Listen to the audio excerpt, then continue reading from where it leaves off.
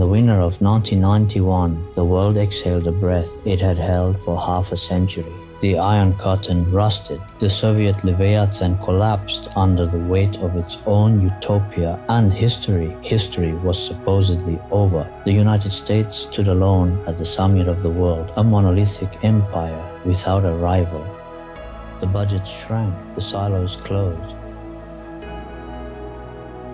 Humanity convinced itself of a beautiful lie, that commerce would forever replace the cannon, that the era of great wars was a relic of the past. But power abhors a vacuum, and peace is often just a fragile pause between two storms.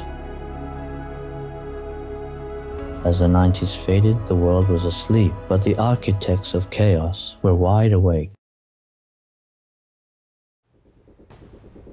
Then came a clear September morning. In 2001, the sky fell, and with it, the illusion of eternal safety. The rules of engagement were rewritten in ash and fire. The American war machine roared back to life, pouring trillions of dollars into the unforgiving sands of the Middle East. It was an era of asymmetric warfare, hunting phantoms in deserts and mountains. But hubris is a blinding disease. While the eagle bled its treasure fighting shadows, it failed to notice the tectonic plates shifting in the east. China, moving with the quiet patience of a civilization that measures time in centuries, was silently converting its economic miracle into steel, silicon, and warships. The dragon was not just waking up, it was forging its scale.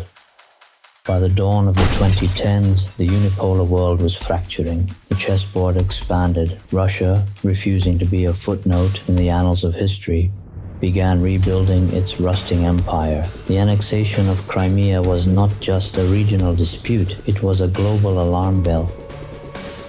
Meanwhile, in the Indo-Pacific, India modernized its forces, creating a triangle of nuclear tension. The Middle East, locked in proxy wars, saw nations like Saudi Arabia arm themselves to the teeth. The global defense budget became a mirror, reflecting mankind's deepest paranoias. Every dollar spent was a confession of fear. The world was no longer preparing for terrorism, it was preparing for the clash of titans. And then, the unthinkable returned. Conventional war tore through the heart of Europe. The pacifist slumber of the old continent shattered overnight. Germany, burdened by the heavy ghosts of its past, crossed its historical Rubicon, committing hundreds of billions to rearm. The taboo was broken. As we race toward 2028, the narrative has shifted from deterrence to absolute survival. We are witnessing the birth of a terrifying new epoch.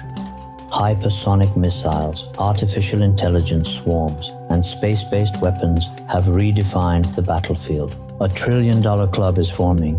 Look at these numbers. They are not merely charts or statistics. They are a monument to human ambition, mistrust, and the terrifying truth that peace is an expensive luxury we can no longer afford to take for granted.